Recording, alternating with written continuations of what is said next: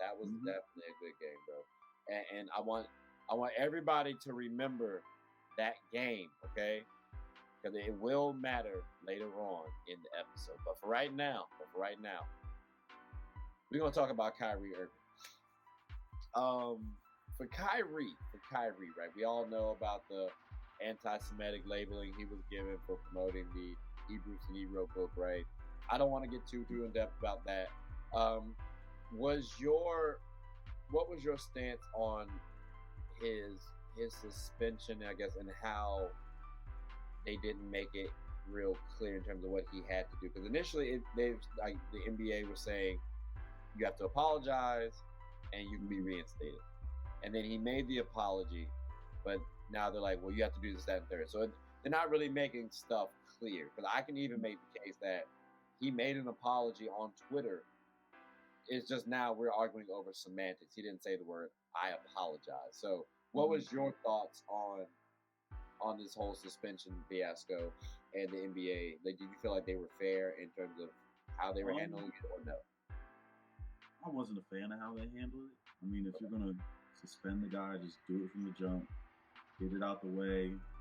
But they kind of the way that it went on, they kind of dragged it on, and then kind of based on, I guess, the things that they've heard outside, so like the fans and stuff. Then they decide from there, okay, let's run it up in terms of like what to do punishment wise, and then for them to kind of keep changing the stipulations, I wasn't really a fan of that either. So it feels like they were just doing the make an example out of somebody's type thing, and I feel like that was kind of unnecessary, honestly. So I mean, I'm glad it's coming to an end. I'm glad they were able to meet. Silver and Kyrie talk. He said out of his own mouth that he's, there's nothing like that in a bone in his body. I believe he said so. Just let him back playing, which I believe is going to happen tomorrow, and then we can all just get this part of the Nets saga over with because it's been a lot.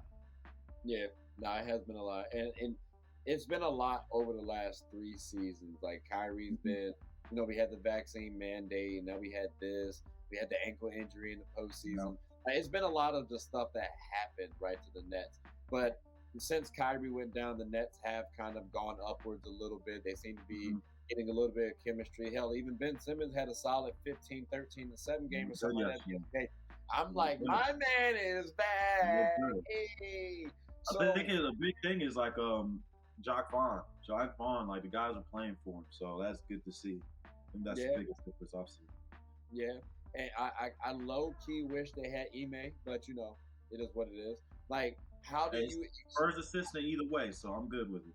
yeah, yeah, that's true. That's true. Now, how do you expect Kyrie to come back to the Nets? How do you expect the Nets to play with Kyrie again? Like I said, they got they got a little better, quote unquote, in terms of the record wise Mhm. without Kyrie.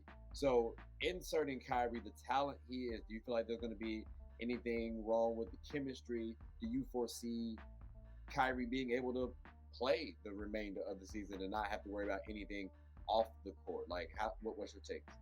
I think in terms of fit, he's going to fit in just fine. I think as a whole, I mean, you heard KD's interview the other day. We need that guy in the lineup. I mean, no matter what you can say, when you see somebody with game like that, they got to play because that type of scoring you're not going to get too many other places. So the fact that that's going to take some weight off of KD, so his 30 points mean a lot more than the 30 he's getting now with those different G. It look like a G League team sometimes when Ben and them sit out and we start those guys. It does look like I give him that. But in terms of the rest of the season, I think I just hope he stays healthy.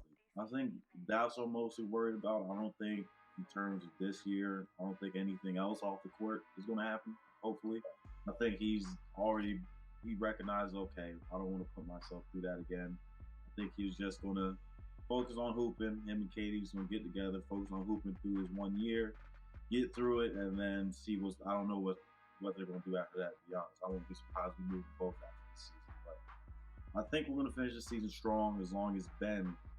That's the key call right there. Is what is Yeah, Ben going to do? So if he has confidence in his back, then we can be a good team. But if he's like a little shaky, then I can understand us making an early exit. So I think it all depends on Ben more than Kyrie. I feel that. I wholeheartedly agree.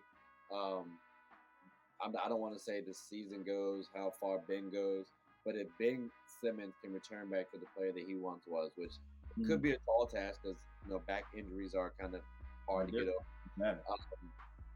They're scary because you have KD, you have all these weapons around you, and we've already seen what he can do with a dominant force. Like, I'm not saying KD's like Joel Embiid, but from a dominant standpoint, scoring the ball, KD's even better. And he's a better fit with him too. Exactly. So you pair Kyrie with that as well. Damn, that's tough.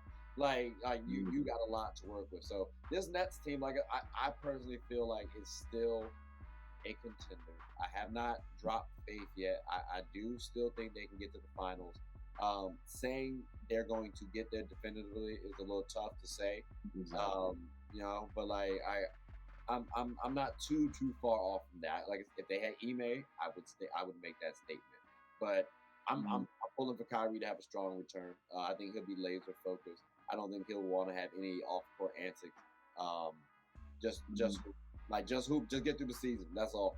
Because you're kind of playing for your next contract. We know how you are, but I feel like people are gonna want to give you like a 1-year deal or like a 2-year like a team option. So really, it's a 1-year potential. If you cause too much havoc, like that.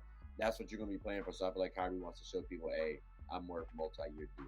Like bring home that championship, but the Nets won't want to lose you then. So it'll be an interesting season. It'll be an interesting season for the Nets. But Ben Simmons is the key for the Nets. So. I don't think any team has like a wider way we could finish. Like you said, we can end up making a run to potentially the finals. Is it not very likely? It's not, but it's possible.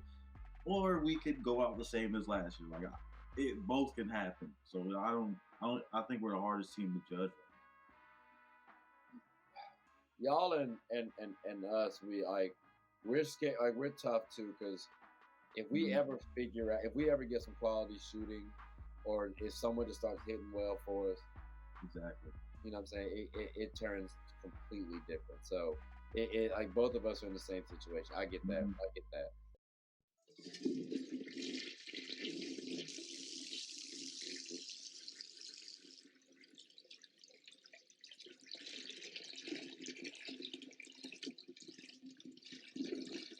I did not know you guys were still here.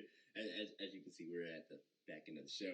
No pun intended, but look, hope you all enjoyed it. And before you go, please subscribe to the YouTube channel, follow the IG account, share the content to anybody who's anybody. And most importantly, leave your thoughts and comments below. But I got to go back and play Buddy in 2K, so let me unmute him real quick. Excuse me. Hey, boss, I'm back. Nah, you better catch this word. You know we get buckets around here, kid.